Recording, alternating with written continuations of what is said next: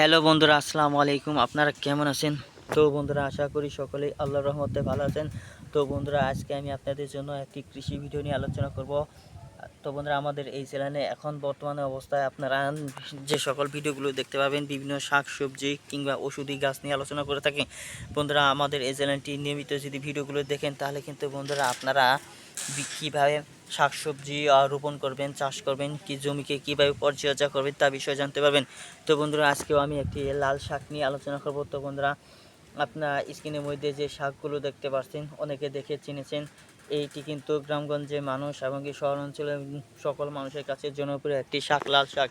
এই লাল শাক যদি খান, তাহলে কিন্তু বন্ধুরা আপনাদের স্মৃতিশক্তি বৃদ্ধি পাবে এবং কি আপনাদের ভিটামিনের অভাব দূর হবে। তো বন্ধুরা, লাল শাকের মধ্যে কিন্তু প্রচুর পরিমাণে ভিটামিন রয়েছে, ভিটামিন এ রয়েছে, আরও বিভিন্ন ধরনের উপাদান রয়েছে, যা নাকি আপনাদের শরীর ও স্বাস্থ্যের জন্য খুবই উপকারী।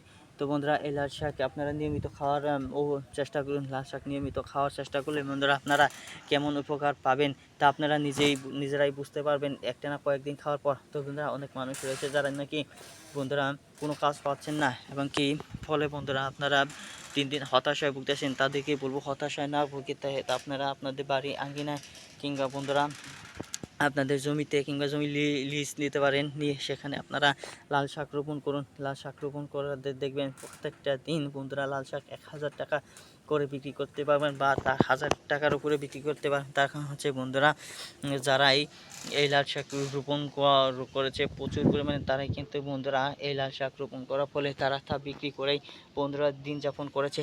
বন্ধুরা, আপনারাও বেকারত্বের সমস্যা দূর করতে পারবেন খুব সহজেই যদি আপনারা এই লাল শাকগুলো চাষাবাদ করতে পারেন, রোপণ করতে পারেন। তো বন্ধুরা, এই ভিডিওটি ভালো লেগে থাকলে অবশ্যই আমাদের চ্যানেলটিকে সাবস্ক্রাইব করে নেবেন। ধন্যবাদ আপনাদেরকে।